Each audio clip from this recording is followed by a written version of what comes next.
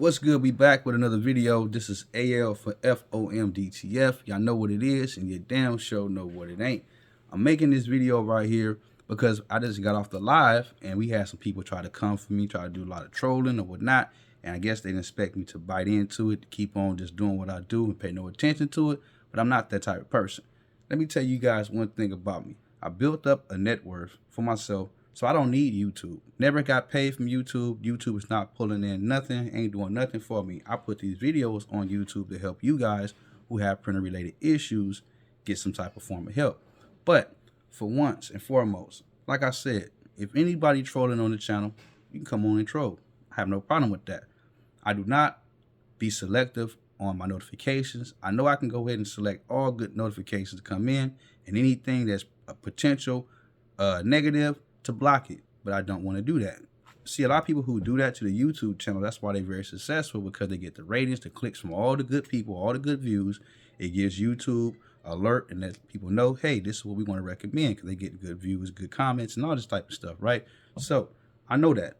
So one thing you guys got to understand about me, I come from the streets, reformed, try to come and help people and change the whole narrative of how you look at a person that's from the ghetto, or look at a person that's from an urban community. So far as myself, like I tell you guys, I'm not a saint.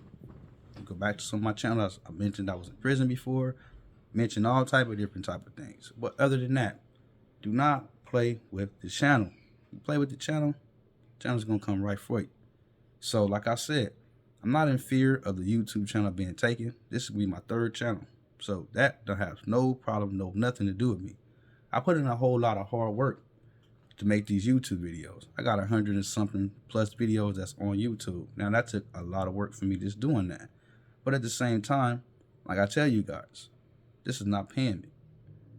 I can leave YouTube today, leave YouTube tomorrow, and it will not make any difference. It's not gonna hurt my pockets.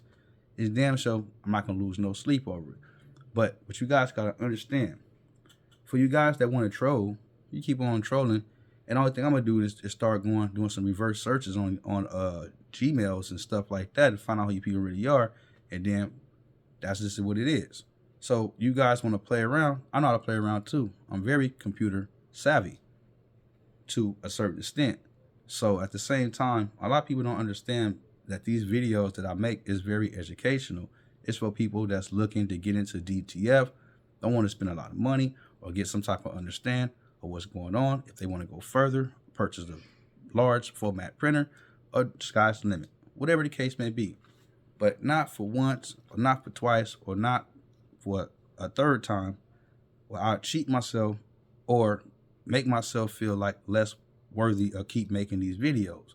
Because a lot of you people scroll over the channel, they get into DTF printing, and then they say, hey, what do I do now? A lot of people call me and say, hey, I'm on an order, place an order, and you guys don't know what's going on about sizing, resolutions, DPIs, or ICC profiles, or anything like that.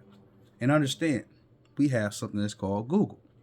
Understand, we have something that's called YouTube. So whatever question that you want to ask somebody, you can go type it in and go through all those hours of videos and train yourself or educate yourself, sit down and learn like anybody else is going to learn, or how I learned, or how the next person learned, and get your craft molded so you can know what you're doing.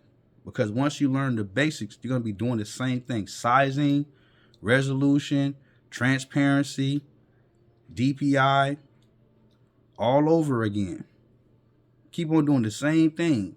And then you probably say, hey, I probably want to learn how to start color matching and start editing images, or whatever you can start just progressing within time. But guess what? A person like me from the streets, person like me, that's an urban person. I got a college background, college education and all that. I graduated from college and all that. But at the same time, a person like me, if I can sit down and teach myself how to do these things, because it's like Simon says, the only thing I do is read and then repeat what you read, or go look at a video, and then you can have your cell phone out. You can have your laptop on one side right here and say, hey, laptop, cell phone, let me look at this. Let me pause this video. Let me try this. Okay, let me rewind, me pause this. Oh, I figured it out. And that applies to everything that you're actually trying to do. See, the thing about it is, it's a lot of videos on YouTube. And some of these videos are not just easy as it seems. Some people just doing it, want to talk you through it and tell you, hey, stay to the end of the video and I'm going to give you all the sources, all the tricks and all that. So if you want to, you can fast forward to the end of the video, or you can just watch the whole video and learn, or you can go watch another video. And what you're going to figure out is this, like, oh, they all saying the same thing. But when they going to talk about how to size and measure it? So that comes in with you sitting and watching the whole video, or sitting down going through videos to see if person going to say something that's pertaining to how you can learn and how Simon says to you, and figure it out. The same way I did. Nobody taught me about measurements. Nobody taught me about resolutions. Nobody taught me about ICC profiles. Nobody taught me about sizing. Nobody taught me how to edit, how to use different programs. Nobody taught me anything. So I learned all this stuff by just sitting, watching, and wanted to educate myself on something I wanted to get into, and I wanted to be the best at it. And I'm going to say, I need to go work at all the things I need to do to make me the best at what I need to know and what I want to do. So now I can come back and try to give it to you guys, and you guys got to accept it. Lead you to the water. Got to drink it. But don't think for once that I'm going to sit up here and shortchange myself to make somebody else happy. If I put in blood, sweat, and tears, you're going to put in blood, sweat, and tears.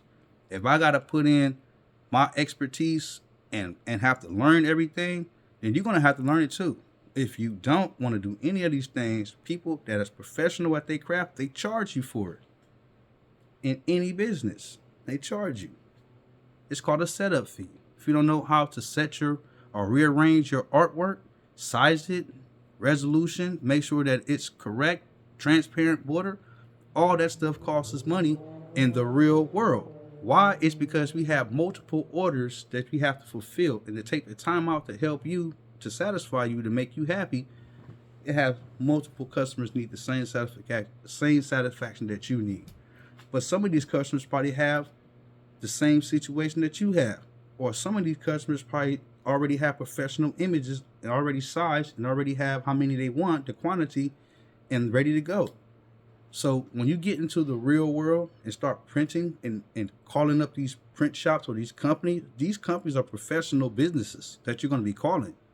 You're not going to be calling some Larry, Dick, and Moe saying, hey, I don't know what you're talking about. Size, resolution, I don't know. But hey, just send it to me and I'll figure it out. They're going to know what size you want, how many you want, and they're going to need you to have your artwork in a printable form. That's what the image requirements are. A lot of people skip over the image requirements. They just see some nice work, call you up and say, can you make these images happen? How do I send you my files? And that's not how it works at all in the real world. It's not how it works. But people got times they got to have it done by. Got time they got to have it to their customer by. But how can you have these times and customers if you don't know the sizing of your work? So how can you set a time, say I need it by 2 or 3 days or 4 days or by a week, if you don't have your sizing? Oh, you must going to pay for a setup fee. Oh, that's how it goes in the real world. And people, they want you. Now, what I do or what I have done, if a customer sends me to work, just out of common courtesy of me being the printer, I'll overlook it and say, hey, this is not right, and reach back out to the customer and tell you, hey, you need to change your artwork. You make sure you have 300 DPI. It's the image requirements. They're on the website. But if you say that to somebody, they're going to be like, oh, this guy right here, that's, I like the way he said it and this and that. But you are in the real world. There's no way past it. So I say that to say this. You can't go over and check nobody's artwork if on your website it says image requirements and you read those. So you expect the person that read those and they uploaded their artwork and the intentions of they read the requirements. So people skip over the rules. It's like you go get you a table. Instead of you reading the actual instructions, you get the table and put it together and have extra screws or have a leg on backwards, or the table is not leveled right and you don't know what's wrong. And then you start to read the rules afterward. Let me break this out and see what I missed. Oh, here it is. I got to take it all apart again. But I say that to say this. I'm not trying to just shit on anybody, piss on anybody's parade. But we got to do better, guys. We got to do better. A lot of people that watch the channel or subscribe to the channel, I should say, let me take that back, don't even watch the channel. I shouldn't have 700 subscribers and have 60 or 30 views within a week or 2 or 3 or a month or 4. That's ridiculous. I said that to say this. Who really wants to print? Everybody must have everything already figured out, you know, but we got people that's trolling educational channels. For what reasons? Your competitors told you to control the channel. These $1 million companies have you trolling my channel. Wow, that's crazy. Hey, I must be doing something right. Don't feel like it, but I must be doing something right for these idiotic people to come on my channel and act like I'm not just somebody you can just play with. I embarrass people. I don't embarrass myself. People think, oh, he's embarrassing himself by him saying that. No, I'm not. I don't feel embarrassed. My lifestyle is too good for me to feel embarrassed. I'm straight. But the thing about it is, people got all type of insecurities about themselves. That's why they get on here and want to get the ratting and raving and tell you, hey, say this. Hey, say that. Hey, say your mama. Yeah, people don't want you to say that. You know, you start, you know, I'm a clown. I'm a fool. Trust me. That's why I want them to come for me. It's going to be comedy. Because the next time, I'm going to turn up. But anyways, I'm going to cut this video short. And for the ones that rock with the channel, rock with the channel. If you don't, then you don't. You know, choice is up to you guys. Like I said, I don't have anything to gain, but I'm just want to be a voice of reason for some people. But at the same time, I'm not going to be no sucker. Anyways, until another video, I'm out. Thank you.